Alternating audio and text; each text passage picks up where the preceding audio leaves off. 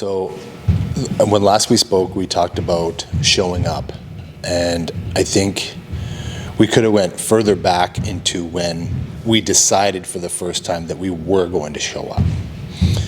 So there's not too many times in your life that you can tell you had a pivotal moment where your life was about to change or did change. Now I can remember mine. Mine was watching a tough man competition, which was mostly unskilled people, getting in the ring for the first time, second time, or whatever, and just pitting their skills against whomever. And this was basically a test for themselves to see if they can do it, to just throw themselves into the fire and see how well they would perform. Most of them not knowing whether or not they could, or even if they should, but they did it anyway, especially important for men. So I'd been sitting beside people that I'd only known for not even a month, and we were there to support somebody I didn't know, but they knew well.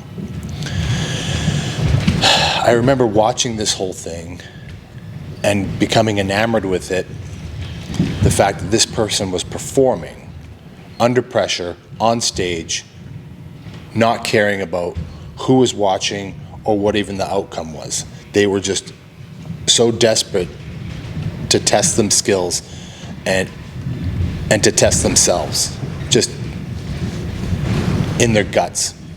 And I remember saying out loud, I can do that. To the workmates that I'd only known for 30 days, they looked at me and scoffed. Didn't deter me at all. I decided right then and there that I was going to show up to wherever I could to be a part of that. That was a pivotal moment, and I never looked back, and it changed my life forever. I had to show up many, many times after that. Hundreds, if not thousands, from the first time walking into a gym, first time signing up, committing to something, first time signing up into a different gym to get a different set of skills, then also knowing that I'm going to have to show up to a weight gym. I'm going to have to show up to do my road work. I'm going to have to show up to my diet. I'm going to have to show up for myself every day because of a decision that I made watching somebody I wanted to be like. And that's what showing up means to me. Looking at something, making a decision, and following through. So, I mean, that's my origin story, if that's any help at all. Right? I don't know. That's good. So I'll talk about what showing up to me means, and you encapsulated it really well. Showing up for yourself. And that brings me to, in this culture, a lot of self-care is the wine, having the bath, going out to party, the movies and Netflix, indulging that self-care. But the reality is that isn't self-care. Self-care is training, active recovery, eating well, budgeting, cleaning the house. Like, that's real self-care. And obviously there's a balance of everything, but showing up for yourself is self-care.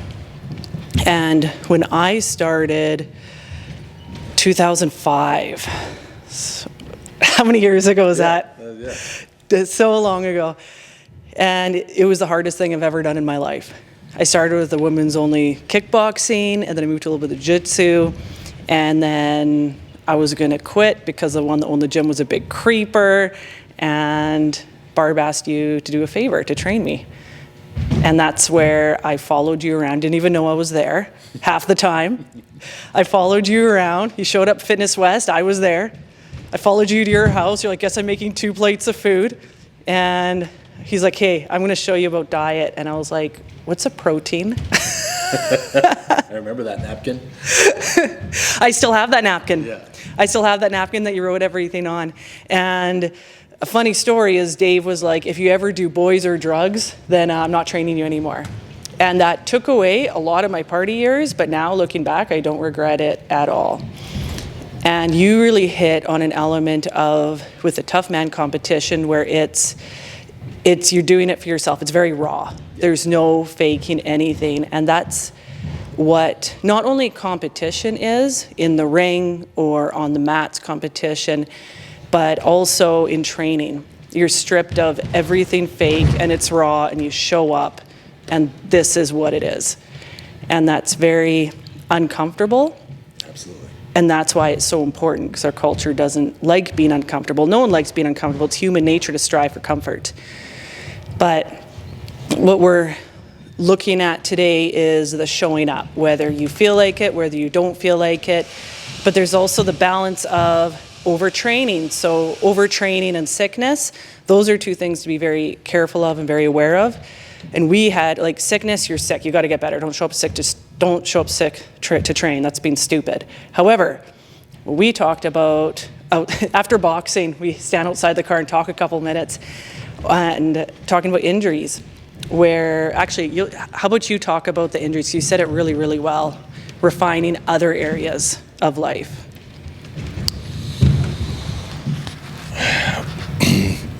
Oftentimes, injuries are like a loss, if you will. They reveal potential holes in your game, in your mental game, your physical game, or in your lifestyle.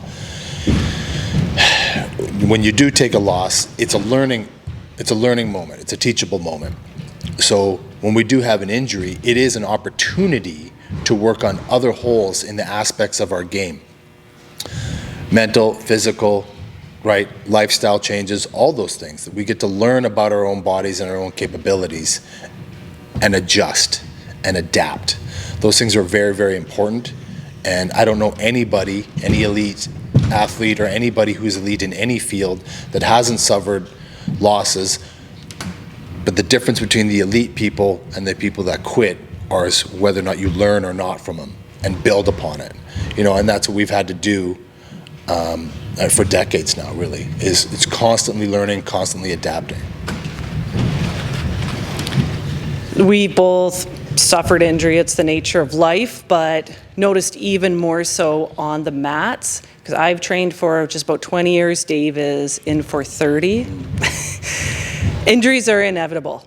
So at this point in the game, when someone's like, oh, I got injured, I'm like, what are you going to do with it? We all know the rehab and physio, but the missing parts of it, the sports psychology books, how much are you going to dig into the rehab? And all those different elements are incredibly important. Like when I had my hip surgery, it wasn't from a massive car accident, wasn't looking good. And they're like, you may never be able to compete again. Hopefully you can train, but never compete. So I just rehabbed the crap out of it. And being off the jiu-jitsu mat, so I competed at a very high level at the Worlds, being off the mats for a couple of years due to that injury and getting back into the competition, jiu-jitsu evolves. So going back on the mats, it didn't go well. I lost pretty badly, and that was the point where I could have thrown the towel in and no one would have said anything. I could have thrown the towel in and been like, oh, well, she's getting older, she's been off the mats, jiu-jitsu evolves, her hip, her car accident. I had all the excuses in my favor. But I didn't. I got back on the mats, I trained hard, and I won 2 world titles after that. It was the hardest thing I've ever done.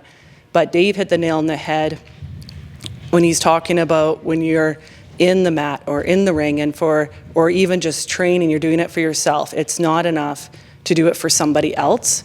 Like, that's a good piece of the puzzle, but it's not enough to do it for your significant other or your kids or your brother. That's a piece, but it has to be for yourself. And to add upon that, which is really, really important, that's where that motivation comes from. You can have an idea or an epiphany and have that initial motivating spark, but it's the discipline that takes you to the goals. The discipline to go, yeah, I understand the road is going to be long and hard, and it's not going to be easy. There's going to be obstacles. There's going to be a number of different things in the way, and injuries are just one of them, and that'll just reveal, okay, am I overtraining or under-eating or under-sleeping or a combination of all those things? What do I need to strength train? What do I need to overcome? What do I need to adapt to? It's just the normal progression of things that nobody really talks about when they look at elite athletes. They look at where they are now, but they don't really dig into how they got there. None of them had an easy road. None of them. All of them had those obstacles in the way, but nobody wants to talk about them. But you really should, because overcoming those small obstacles, those injuries to the hip, those head injuries, those small tears. Achilles heel. There was Achilles heel, like literally. Those really test your resolve. And you can build upon your character with those things at the same time as you're building upon your own body and learning that this is going to be hard. And it makes the reward all that much sweeter when you get to that goal. Makes it even better. And not all those things show up on a scorecard. Sometimes it's only you who knows what you've been through, but really, you're on your own journey, you have your own purpose. Some people you can take along with you, but at the end of the day, if you really want to make it, it has to be about you. And nothing good comes without sacrifice. The beauty of that is there's a flip side to everything. So in context of you have to do it for you, because that'll give you enough determination, enough grit, enough discipline, enough showing up when you don't want to. But the flip side of that coin is, as you do that, as I've done that, as you've done that, it inspires everybody else. That's the flip side of the coin. So whether we like it or not, people are watching. People are always watching everybody because it's interesting. It's human nature. And a conversation that I had not long ago with a good friend is, he's asking me, how do you always show up to train? How are you so disciplined? I'm like, it's not even discipline anymore. It's just what you do. So no, I didn't feel like going to a Hot 90 class today for 90 minutes after 3 night shifts, but I did.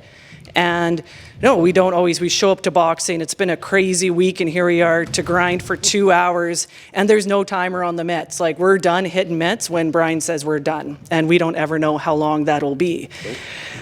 So the point is, we don't always want to show up to the gym. We don't always want to make the decision to eat healthy. We don't want to make the decision to do yoga. We don't want to always do the rehab with the injury or the sports psychology books, but we do, because the reward on the other end is it's important. It's not just big, but it's important, because as Dave said, it's the involvement of you as you do it.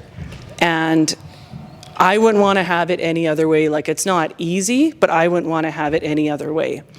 So no, we don't always want to show up, but we do, because it's part of our day. It's just the expectation.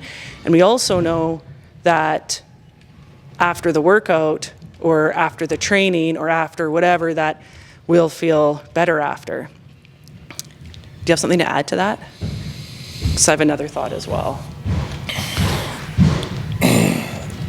Those little goals should be celebrated as much as the big ones, because you can't have the big ones without the small ones. So I think if people really gave themselves a little bit more credit when they're talking about overcoming certain things, or it can be, we always want to say, yeah, I learned a whole bunch of new weapons today, or I beat this one guy I've been trying to beat for months or whatever. Great, but also celebrate those other things. Hey, I lost 5 pounds when I was trying to learn how to cut weight, or I gained better flexibility, or I was able to stay healthier longer during hard training sessions. Those things, celebrate those things, because those are validation that your system is working, that you're learning and evolving. You check in with yourself with those small goals and add it. So then it just becomes instinct. Our discipline is only instinct now. We had to work at it briefly in our younger years, then it became a pattern, instinct. So now this carries with you with all things, right? How you do one thing is how you do everything. That's a big concept, the little things. You know that quote, devil's in the details? It's so true, because everything has to be made up of something, and it's all the small details. And it is really important to celebrate the small things, even in the context of sparring in boxing or sparring in jiu-jitsu. And we have very high-level training here in little town of Vernon. It's high-level training. And sometimes in jiu-jitsu, with the black belts, it's like I held off a choke for an extra 20 seconds. That's still a win. Or in sparring, you hit a combo or blocked combos a little bit better. That's still a win. Eating the salad, that's still a win. And so that's a big concept to celebrate all the little things because they do add up. And something else to touch on today, which is a big deal, and it's one of the biggest reasons why we decided to film this, is to talk about the people that I need to wait until I lose the 5 pounds to go to boxing class. I need to wait till I'm more flexible to go to yoga class. I need to wait until I've got this and this and this. And we're talking about being uncomfortable, and I think Nike was onto something where they're like, just do it. It becomes so cliche, those words don't mean anything anymore, but just show up and do it. So this video is an example of that. We set a time, we set a date, showed up, and we discussed what we're talking about today, but we didn't feel 100% ready, and we decided, no, we're not doing a dry run. We're gonna film it, and it goes up. We weren't 100% ready. We didn't feel like we were, but we did it. And so we're a prime example of that. So showing up, even to start the martial arts before you feel ready, or start the training, or start the, or whatever, just to show up.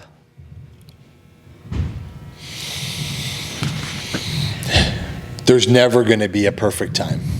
Yeah. You keep waiting for that perfect time to be married, or that perfect job, or that perfect life, or whatever. It's never coming. No one is going to tell you when that perfect time is. You have to make it. You make that decision. Make your own pivotal moment and just do it. And you'll just get better at it, and you'll keep learning. Make your perfect moment. It can start wherever.